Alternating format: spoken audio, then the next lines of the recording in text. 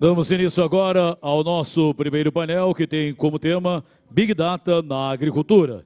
E convidamos ao palco o representante no Brasil da Organização das Nações Unidas para a Agricultura e Alimentação, a FAO, Dr. Alain Bojanic, que muito nos honra com sua presença.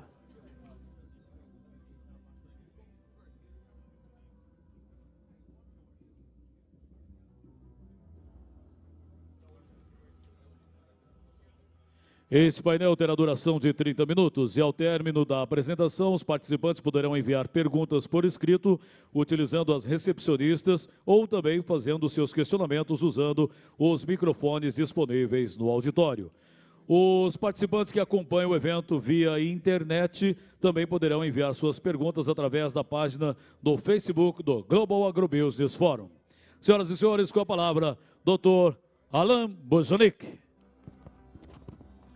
Alô? Alô? Está dando certo? Boa tarde a todas, a todos. Uma honra ser novamente convidado para esse importantíssimo evento, que é realmente uma referência internacional. Gostaria de cumprimentar a todos os membros, Roberto, ministro Alisson, ministro Turra, o Maurício, todos vocês, Dr. Plínio, não? São muitos para mencionar e só tenho 20 minutos, então vou ter que correr aí, mas sejam todos bem cumprimentados. Não? O tema que vou apresentar, eu acho que é um tema de muita atualidade, é o tema do Big Data, não? Que é um tema que acho que todos vamos ter que entrar. Não tem como fazer agricultura daqui para frente sem utilizar essa grande ferramenta que é o Big Data. Né? Então, mudança é o estado geral da modernidade. Um filósofo francês, não, atual, que justamente ele coloca que hoje temos que estar mudando o tempo todo. Não dá para fazer as coisas do mesmo jeito ano tras ano. Então, a capacidade de inovação tem que ser muito rápida. Então, Big Data é uma dessas ferramentas para ficar sempre bem atualizados, né? Então, o que é Big Data? Primeiro, temos que dizer que é uma grande ferramenta para melhorar a produtividade da agricultura. Não? Temos que, para o ano 2050, agora temos revisado as estatísticas, e já não é 9 bilhões de pessoas que vamos ter no ano 2050, são quase 10 bilhões, vamos ter quase 3 bilhões de pessoas a mais. Então, para alimentar esse mundo, no mínimo temos que aumentar a produtividade em 80% desse aumento de alimentos, que precisamos mais ou menos 70% a mais, tem que vir de aumento de produtividade. Então, essa ferramenta da Big Data é uma ferramenta indispensável para trabalhar, não? Então, temos que fazer uso dessas novas tecnologias, não? Como super seeds, a genômica, a fertilização de alta eficiência, que dá para a planta só o que a planta precisa, pesticidas, biotecnologias, biocontrole, nanotecnologia. Mas esse tema aqui, que vou enfatizar, os sistemas automatizados. Essa que é a grande questão, que eu diria é a plataforma que conecta as diferentes tecnologias modernas de hoje. É a grande plataforma que faz essa conexão. Então, os sistemas automatizados, principalmente, têm a ver com o que já vocês todos conhecem, não? Os drones, a inteligência artificial. Vamos ter uma palestra sobre o tema da inteligência artificial, mas fundamentalmente a capacidade das máquinas para aprender da experiência. Não? Um exemplo de inteligência artificial é quando você vai comprar um livro pela internet, bota um nome e aparecem 10 livros que têm relação com isso, e vão atualizando os livros. Então, essa função de conectar o que você está precisando com o que tem no mercado, é parte dessa. Para fazer isso, o sistema tem que mobilizar uma grande quantidade de dados que justamente estão interconectados. Então, inteligência artificial é uma coisa que daqui para frente vamos estar no dia a dia, não?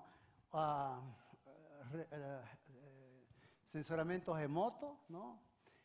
sensores ópticos para poder ver as culturas com os drones e a supervisação da cultura, as telemáticas, muito importante, como que as máquinas vão se comunicando entre elas, como que uma máquina pode dar ordens para uma outra máquina para se conectar.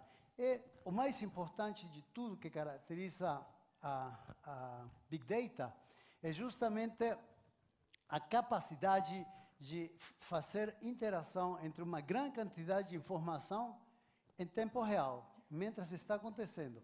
Por exemplo, tem uma praga no meio de uma cultura, então, nesse momento é detectada, mas essa informação vai se conectar com uma grande quantidade de informação existente sobre o controle. Então, o produtor vai receber no celular dele o que ele precisa fazer nesse momento, não? Atuar. Então,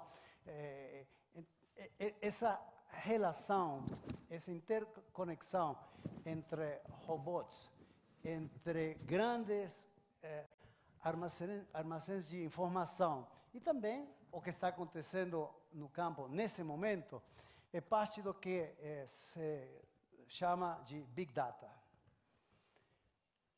Então, é de importância, por que de importância estratégica?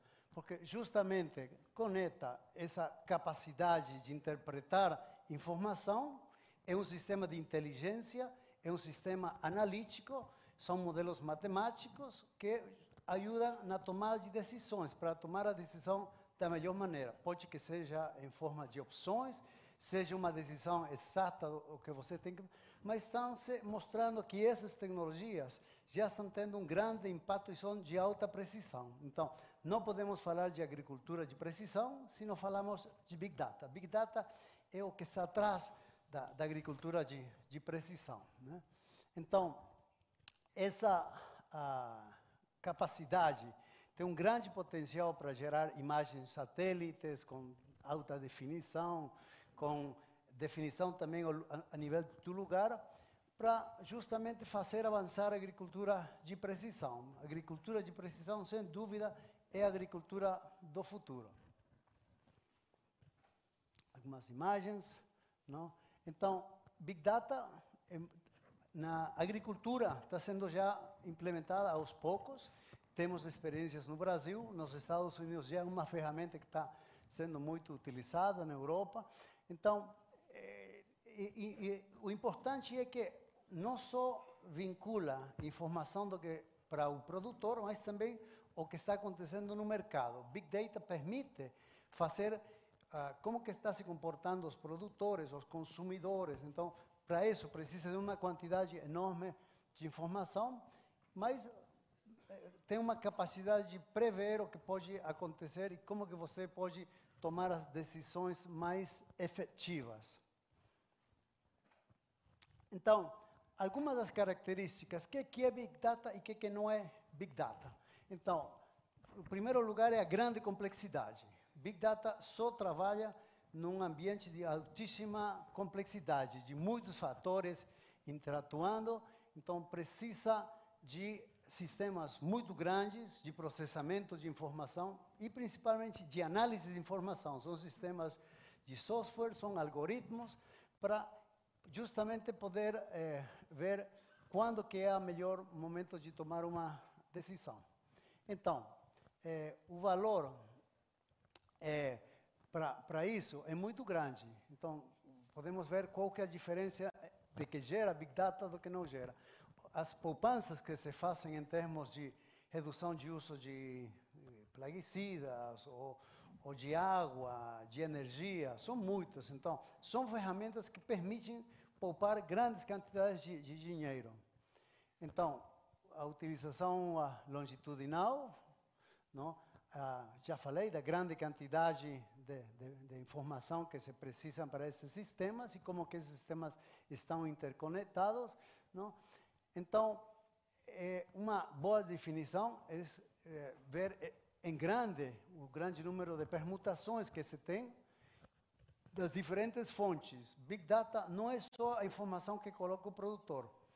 Big Data tem a ver com informações já existentes na web, nos sistemas inteligentes de informação, Até conversas de WhatsApp podem ser incorporadas ao Big Data. Então, não é uma base de dados. Big Data tem a ver com informação em tempo real e tem a ver mesmo com até conversações de telefone, que são incorporadas no sistema. Então, o manejo dessa grande quantidade de variáveis é o que é referido com essa complexidade, para manejar essa grande complexidade. Então, qual que é a relevância?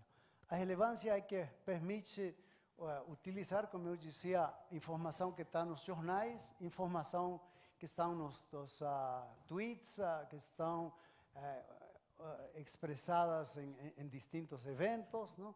Então, é a ferramenta do futuro. Não podemos pensar nisso sem poder entrar no campo da Big Data para fazer a agricultura do futuro. Não?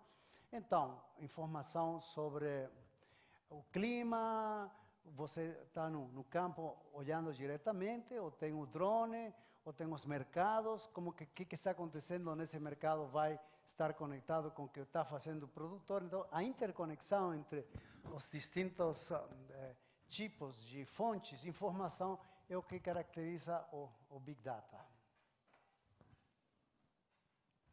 Esse é um exemplo da FAO. Na FAO temos um sistema que se chama de SAFA, que é principalmente para avaliar a sustentabilidade de um sistema agropecuário. Então, esse é um sistema que precisa de muita informação. É um sistema que precisa ver ciclos de vida de uma cultura, que precisa ver questões de clima, da base de recursos naturais, da qualidade dos solos, da qualidade do ar. Então, para poder processar essa grande quantidade e poder avaliar a sustentabilidade, seja de uma produção numa fazenda, numa região, com o sistema SAFA, é um exemplo típico de Big Data. Não? Podemos ver aqui, temos os distintos elementos da cadeia produtiva, o produtor, o processador, o empacador, o consumidor, a distribuição. Aqui desse lado temos o planejamento e os que participam nessa grande. Então, a complexidade desse sistema é muito grande. E dentro dessa complexidade, o Big Data vai nos ajudar a tomar a melhor decisão, seja para o produtor, seja para o consumidor, seja para o processador. Então, o mundo de hoje vai estar baseado nessa interconectividade. Então, também aqui, o que está fora, o que está dentro do sistema, não? Como que se articulam as distintas partes do sistema do Big Data. Então, temos outros exemplos. O sistema de pesquisa internacional da agricultura tem um programa, desculpem, acho que aqui, isso aí. Tem um programa que está tentando articular a informação dos distintos centros de pesquisa no mundo inteiro, para ter uma grande rede conectando o que está acontecendo com os usuários dessa tecnologia, não? Seja na área da segurança alimentar, mudanças do clima, degradação ambiental, não? E também como podemos relacionar essa informação disponível para atingir os objetivos de desenvolvimento sustentável, não? Dentro do que é a Agenda 2030, com os 17 Objetivos de Desenvolvimento Sustentável. Então, é uma iniciativa muito interessante, muito importante, não? Do CGIAR. Um outro exemplo que temos na FAO, o AgroVoc, é um sistema mais que coletar informação, é como fazemos um sistema de linguagem comum para todos entendermos, para que podamos ter um tesaurus, uma espécie de dicionário com as variáveis que se precisam para poder ter uma linguagem comum entre os sistemas. Então, o AgroVoc tem uma cobertura global, não? E pode permitir fazer essa relação entre o produto e as culturas, dependendo de onde que eles vêm. Então, é muito utilizado, o AgroVox já está, você pode entrar no site da FAO e baixar o programa, mas permite fazer essa indexação da informação, dos distintos sistemas de informação, tudo que tem a ver com a agricultura. Então, é também um exemplo na prática do Big Data. Aí também tem mais, acho que vou ir um pouquinho mais rápido. Esse aqui é muito interessante, é uma corporação, The Climate Corporation, não? Que é uma das maiores empresas no mundo inteiro que estão aplicando o Big Data, o enfoque de Big Data. Então, é uma combinação de informação pública, informação privada, não? E também informação dos produtores. Uma coisa que é essencial para o funcionamento do Big Data é a colaboração. É a colaboração para poder complementar informação que você não tem com informação de outra pessoa que tem, mas você também tem que fornecer. Então, a troca de informações entre os distintos atores, sejam produtores, consumidores, intermediários, é fundamental. E como eu dizia, a chave está em que a informação que está disponível do que está acontecendo no campo, com as culturas, tem que ser em tempo real. E isso conecta com informações já existentes sobre a qualidade dos solos. Então, isso vai permitir tomar decisões para controle de pragas, para fazer irrigação, para quando colocar as sementes. Então, é um sistema de alta precisão que precisa articular a informação de muitos produtores do que acontece no mercado, né? Então, é uma ferramenta imprescindível. Esse Climate Corporation é da Monsanto, não? E tem uma rede de 640 laboratórios interconectados que estão articulando o sistema. Então, vocês podem ter uma ideia do grande tamanho de informação que se precisa para isso. Mas o produtor não tem que se preocupar de manejar uma grande complexidade de informação. Tem softwares, tem algoritmos, não? Tem esses modelos matemáticos que já estão simplificados mesmo até em aplicativos do celular. Então, para o produtor, como que isso se traduz? Em aplicativos que depois você consegue para, por exemplo, a informação do drone, você poder ter lá no celular de você e também articular esses grandes sistemas de informação para apoiar na tomada de decisões, né? Então, a questão dos sensores remotos, não? É também uma aplicação que cada vez mais... Sensores remotos não são novos, tem acho já 40, 50 anos os sensores remotos, mas cada vez tem uma maior precisão. Os sensores remotos têm uma capacidade de poder dar uma informação muito mais precisa, resolução. Então, são ferramentas-chave. Nós, na FAO, fazemos muito uso disso para justamente censos, para avaliar safras, para fazer projeções sobre qual que vai ser o futuro, a futura produção de uma região. Então, temos muito disso aí, mesmo que já é uma ferramenta antiga, mas essa grande ferramenta dos sensores remotos está articulada ao Big Data, né? Então, dizia, os usos que fazemos nas estatísticas para a construção de bases de dados, de censos, para estimar as safras e tudo aquilo. A cobertura, não? Muito importante, ver como que está a cobertura dos solos numa região, como que essa vegetação permite também o entorno dessa vegetação poder qualificar as possibilidades de produção. São algumas das aplicações, não? Então, a questão dos análises de regressão que são feitos. Hoje já temos muitas empresas que isso fazem para o produtor também, que não precisa de você fazer curso sobre isso, você pode comprar o serviço e a empresa vai fornecer esse serviço de assistência técnica na utilização dessa grande ferramenta, né?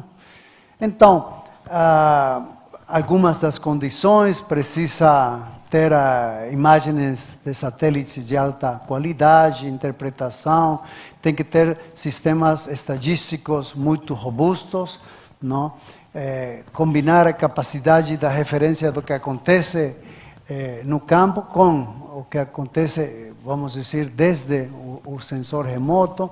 Então, são algumas das condições que se precisam para fazer um bom uso dos sensores remotos na agricultura, não? Então, também na FAO temos uma outra ferramenta que chama de AIMS, que é um sistema de manejo de informação, são estándares de manejo de informação, que também permite acessar a uma grande quantidade de informação. É um sistema aberto, não? É um sistema que está disponível, não? E que também vale a pena mexer, aims.fao.org, vocês podem entrar, é uma ferramenta adicional para poder ter essa complexidade de informação que estava me referindo. Então, entre os desafios, temos de qual que é o proprietário dessa informação que está no Big Data. Então, ainda temos que fazer muita regulação. Os legisladores têm que entrar nesse campo para justamente legislar, normar o uso da informação, não? Então, os sistemas abertos, né?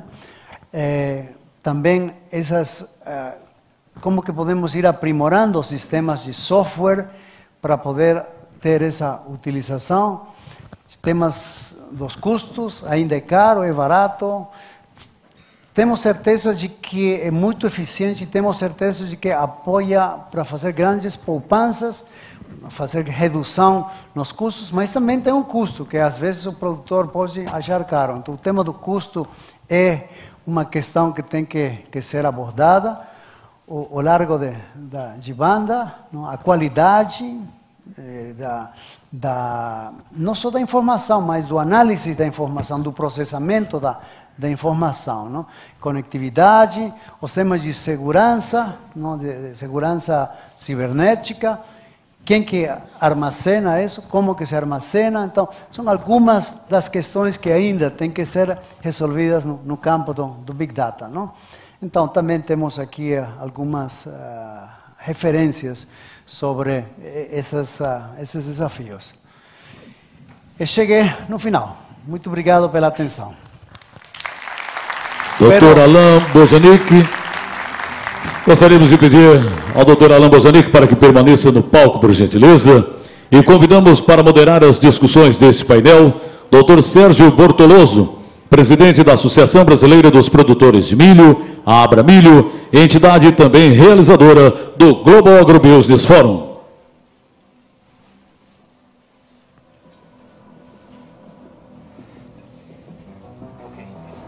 Alô? Muito bem, Ana. Tudo bem.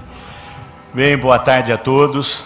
Eu queria dizer que é uma satisfação muito grande a Abramilho estar participando do Global Agribusiness Talk, Forum Talks, não só na condição de uma das realizadoras, mas também na condição de participante de uma discussão em que todos nós entendemos que é o caminho que a agricultura mundial terá que seguir para poder suportar e poder honrar os enormes compromissos que a agricultura mundial tem no futuro. Também é uma honra muito grande, Alain, poder moderar. Eu já, na hora que eu fui destacado para essa função, eu falei, moderar o quê, né? Quando essas palavras partem de uma pessoa como Alain, uma pessoa com grande serviço, não só como representante da FAO, mas o grande serviço que você presta, especialmente para o nosso país, Ana, e também para a agricultura e o combate à fome mundial. Você é uma pessoa que não teria que ser nada a ser moderada. Mas como a gente não pode perder a oportunidade de sempre tratar de alguns assuntos com relação a esse tema, que é necessário, como nós já dissemos, eu gostaria de pontuar. O primeiro tema, e depois eu vou logo no segundo, são só duas questões que eu gostaria que você fizesse algumas considerações. Recentemente, a FAO, em conjunto com a OCDE, fez um relatório a respeito da importância ou do papel que os países americanos, em especial o Brasil, que foi um ponto muito importante dentro desse relatório, com relação à segurança alimentar do futuro, o que era proposto para isso. Eu gostaria que você falasse alguma coisa a respeito desse relatório que recentemente foi feito entre FAO e OCDE. Por favor, Ana. É um relatório que justamente visa a destacar a importância do Brasil como produtor de alimentos para o futuro. Estamos falando que nos próximos 5 anos, talvez até o ano 2024, o Brasil vai ser o maior exportador de alimentos. Essa que é a projeção desse relatório, um relatório muito bem preparado, não? E, portanto, a questão é como que vamos fazer para ter tem uma grande demanda lá fora, crescimento da população mundial, crescimento da renda mundial, crescimento de outras necessidades que têm a ver com a agricultura, não? Então, o relatório sinaliza esse grande papel para o Brasil, temos certeza que vai ser assim. África, um continente que hoje está importando mais de 90 bilhões de dólares em produtos agrícolas. Bilhões. Não? Então, é uma coisa absurda, tendo condições também favoráveis para fazer a agricultura lá. Então, mas sabemos das limitações que ainda tem, que não vai ser fácil poder pensar num autoabastecimento da África, que é o grande consumidor, mas também o Brasil vai ser um grande fornecedor de alimentos para a África, é um dos temas que esse relatório pontualiza, além do que está acontecendo com fornecer alimentos para a Índia, para a China, né? Muito bem, Alan.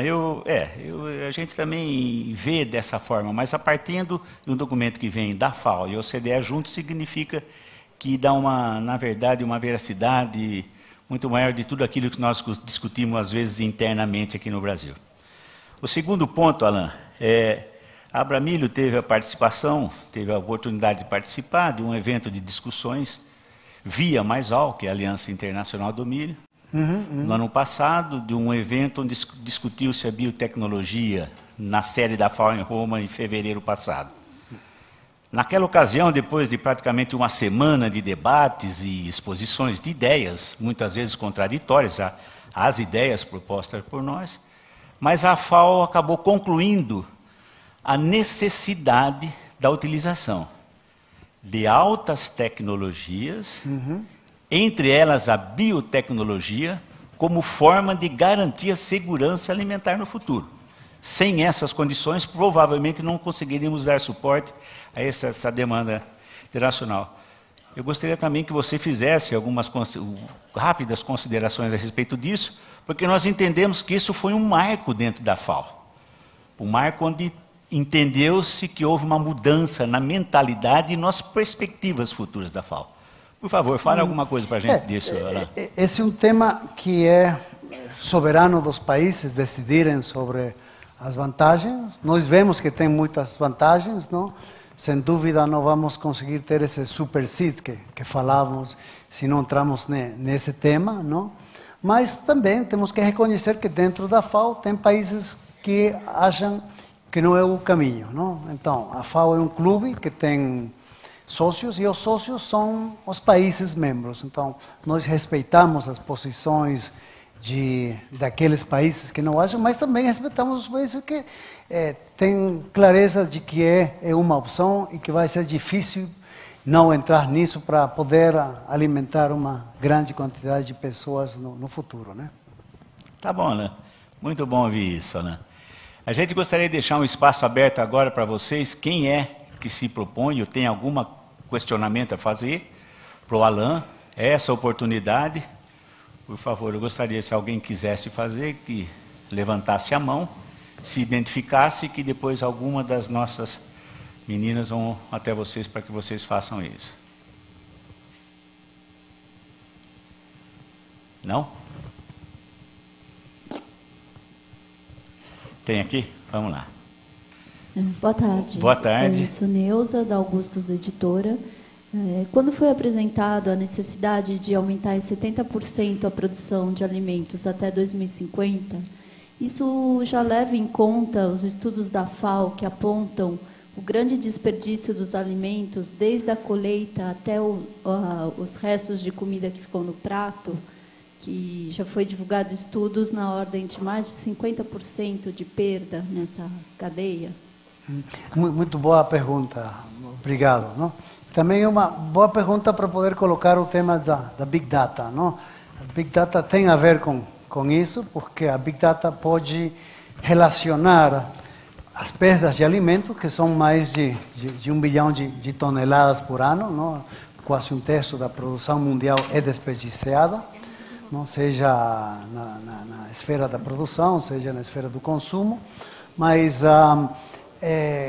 essa previsão de 70 era ainda considerando essas perdas.